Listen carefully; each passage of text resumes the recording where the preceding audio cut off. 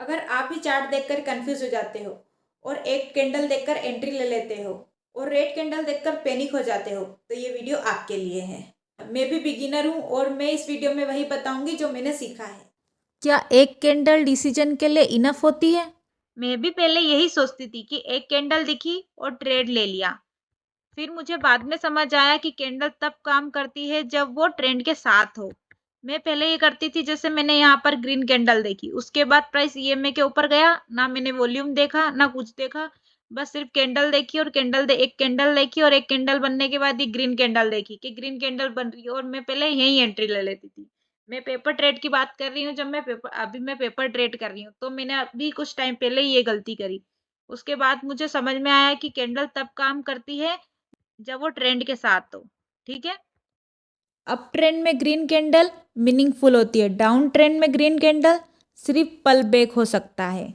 तो ये हम हमेशा याद रखेंगे कि ट्रेंड के अगेंस्ट कैंडल अक्सर कंफ्यूज करती है। Same candle but difference meaning. ये चीज मुझे बहुत लेट समझ आई। वहीं सेम कैंडल अलग जगह पर अलग मीनिंग रखती है।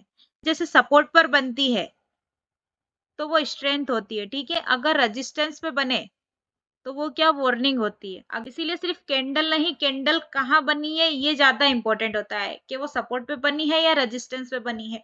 और एक कैंडल का वेट तो करना ही नहीं, कम से कम 2-3 कैंडल बने, उसके बाद ही हम बाय या सेल का सोच सकते हैं।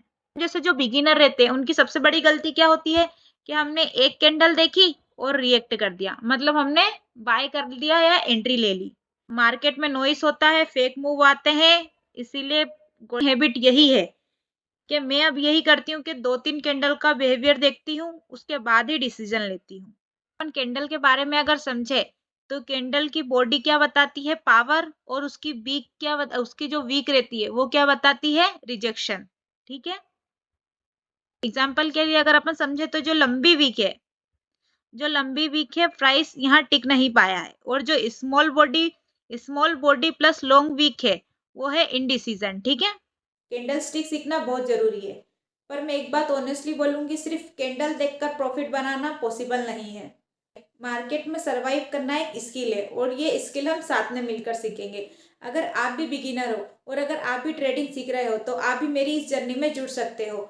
मैं भी बिगिनर हूँ और मैं वही बताती हूँ जो मैं सीखती हूँ। मैं कोई टिप्स नहीं देती हूँ, ये एक लर्निंग पर्पस के लिए है। जो मैं सीख रही हूँ वही मैं आपको बताऊंगी। अगर आपको मेरी ये वीडियो पसंद आती है तो लाइक शेयर एंड कमेंट जरूर कीजिएगा एंड सब्सक्राइब करना मत भूलिएगा। Thank you.